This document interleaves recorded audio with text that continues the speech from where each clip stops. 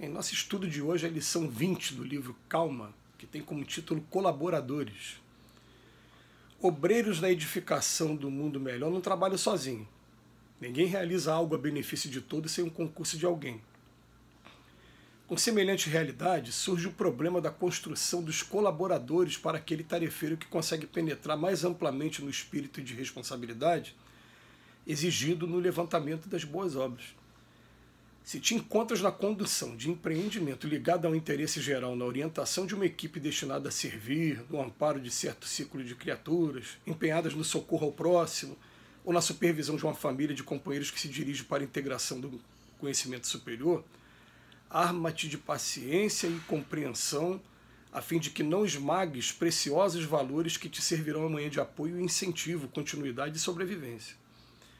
Recorda o lavrador que prepara o solo, semeia, defende a plantação iniciante, fornece-lhe adubo adequado, garante-lhe os benefícios da irrigação e protege até que os frutos se lhe ergam em recompensa ao trabalho de cautelosa formação.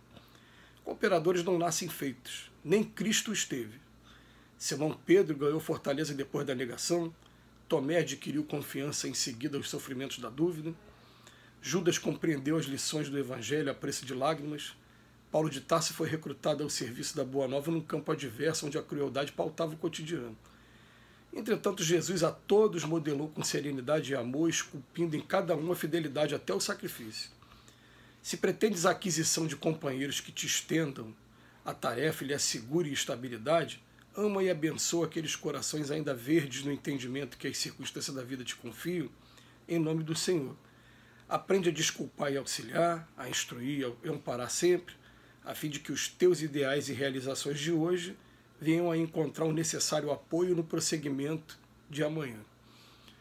Eita, que o texto de hoje é um texto que daria motivo para seminários inteiros, porque ele está falando, na verdade, sobre liderança, sobre chefia e sobre como você preparar tarefeiros, trabalhadores. É muito interessante que Emmanuel use esse exemplo. Nem Cristo os teve. O que, que ele vem dizer para a gente? Vamos botar essa observação aqui. Jesus não teve trabalhadores prontos. E que os exemplos, para não aprofundar muito, ficar só no exemplo de Pedro, de Tomé, de Judas e de Paulo de Tarso, né? Os primeiros, Pedro, Tomé e Judas, ficaram 3 anos ao lado do Mestre. 3 anos presenciando e efetuando algumas curas. A gente sabe que nem todas as curas, porque tem um momento que até o Pedro pergunta para Jesus, fala, mas por que essa categoria de demônios, de espíritos imundos, a gente não consegue expulsar? E Jesus fala, para essa precisa de jejum. Mas eles efetuavam curas e também pregavam a boa nova. E, no entanto, ainda não tinham aquela característica do trabalhador mesmo, do servo mesmo. Aliás, Jesus fala várias vezes para Pedro durante o Evangelho, o dia que te converteres, deixando até a ideia, né, de conversão, de proselitismo, que Pedro ainda não era convertido, né? Mas ele fala que Pedro, só depois de ter negado por 3 vezes ao Cristo, depois de ter tido a oportunidade, tu me ama, Pedro, é que ele se dedica ao caminho, lá no livro Atos dos Apóstolos, descrito, né, ele e Tiago. Tomé, só depois que tocou nas feridas do Cristo, que teve também a oportunidade de comprovar tudo aquilo que ele tinha dúvidas. Judas também, que era o mais politizado, esse foi muito sofrimento até ele chegar à sua redenção também, em muitos milênios depois, e hoje ser um grande trabalhador também. Mas todos, é até legal ele colocar esse tipo de coisa, porque 3 que foram aproveitados naquela mesma experiência física, e Paulo. E o Judas não, o Judas foi aproveitado bem depois, foi muito sofrimento, mas enfim, Emmanuel teve essa sabedoria de colocar aqui no exemplo. E ele vem colocar para a gente que a função de quem está começando qualquer trabalho para o Cristo é uma função igual a do lavrador que prepara o solo, semeia. E quando a gente lê muito rápido, a gente não consegue se dar conta, só quem já teve alguma vivência na roça sabe o que ele está falando aqui. Preparar o solo, passar a charrua, ou aquela charrua carregada por um homem, ou aquela charrua carregada por um animal, ou hoje pelos pelos tratores, pelos motores, mas para preparar o solo em primeiro lugar. Daqui a pouco você jogar as sementes, depois ficar defendendo a plantação. Olha o tempo que leva, o adubo adequado, aquele estudo. Eu lembro do meu pai estudando cada planta. Meu pai plantou muitas árvores. Aí garante os benefícios da irrigação, protege até que os frutos comecem. E ele faz essa comparação também com os trabalhadores, que quando chegarão trazendo suas mazelas, trazendo seus problemas, mas trazendo também a vontade de trabalhar. E é interessante que os espíritos, eles estão sempre conversando com a gente, falando assim, a gente não quer perfeição, porque não existe perfeição na Terra. O que a gente quer é que a pessoa tenha vontade de melhorar, tenha vontade de trabalhar. E essa vontade a gente vai trabalhar nele, a gente vai estar fornecendo esses elementos e incentivando o tempo todo. A gente vai descobrindo o seguinte, a gente vai descobrindo que vai ter gente que vai ter capacidade muito grande de fazer trabalhos sozinhos e vai ter gente que vai começar a descobrir que tem coisa que você tem que fazer em equipe. O Emmanuel começa dizendo que trabalhos em prol da coletividade, eles têm que ser feitos em equipe, que as pessoas não trabalham sozinhas, né? Tem que ter o concurso de alguém, né? Então, quando você começa a trabalhar em equipe, você começa a ter aquele exemplo do porco-espinho, que mantém uma distância relativa de uns para os outros, a ponto de que um aqueça o outro no inverno, mas ao mesmo tempo não se espete com os espinhos uns dos outros.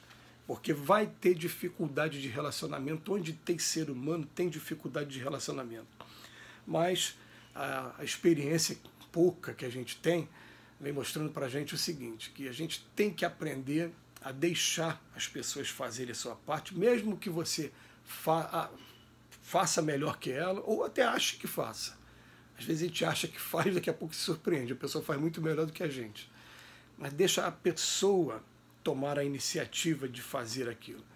Eu já contei em várias oportunidades, nesses estudos aqui mesmo, dos 10 minutos com o Emmanuel, de uma vez que a gente atendia um evento que tinha 1.600 crianças, tinha que organizar os kits, presentes que iam ser dados para ela na véspera do Natal, e esse presente era composto sempre por roupa, calçado e brinquedo.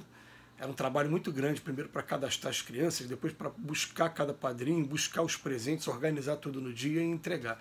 Mas quando você chegava naquela sala que eu via muitos presentes empilhados um em cima do outro, falei, agora eu tenho que organizar isso aqui. Eu cheguei cedo um dia e eu peguei, botei no chão de 1 a 100, de 101 a 200, 201 a 300, fui fazendo isso até 1.500, 1.600 e pouco. E fui organizando cada presente entre 1h da tarde de uma sexta-feira até 5h da tarde. É claro que nesse horário a maioria das pessoas estão trabalhando. Quando elas saíram do trabalho, que foram para o centro para ajudar a arrumar e chegaram lá encontrando tudo arrumado, foi uma decepção tão grande e eu aprendi a lição aqui. Eu falei, tá bom, a gente dá o pontapé inicial, mas deixa as pessoas fazerem, deixa as pessoas trabalharem, porque elas querem se sentir úteis também, daqui a pouco querem trazer novas ideias, querem trazer coisas que vão engrandecer cada vez mais. E a gente vai dando essa oportunidade, vai observando, vai aqui amparando daqui e dali e fazendo sempre orientações também. Pelo menos na nossa casa a gente tinha esse costume, só podia trabalhar quem estivesse fazendo curso também. Era uma exigência que nem sempre era 100% cumprida, mas era pelo menos para dar um incentivo para que a pessoa começasse a ter o contato com a doutrina, começasse a ter o contato com os valores do Evangelho de Jesus e, quando fosse trabalhar, não ficasse apenas como ficam aí os nossos profissionais nessas áreas, fazendo os cursos profissionalizantes e depois indo executar a sua tarefa.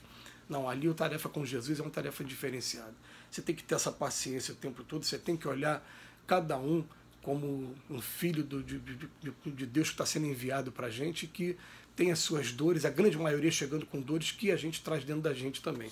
Então é um trabalho diferenciado, mas é um trabalho em que a gente começa a sair do ego, num primeiro momento, é claro.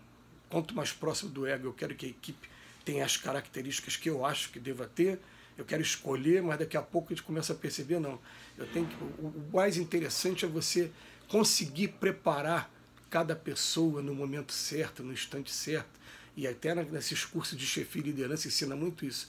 Todos são aproveitados.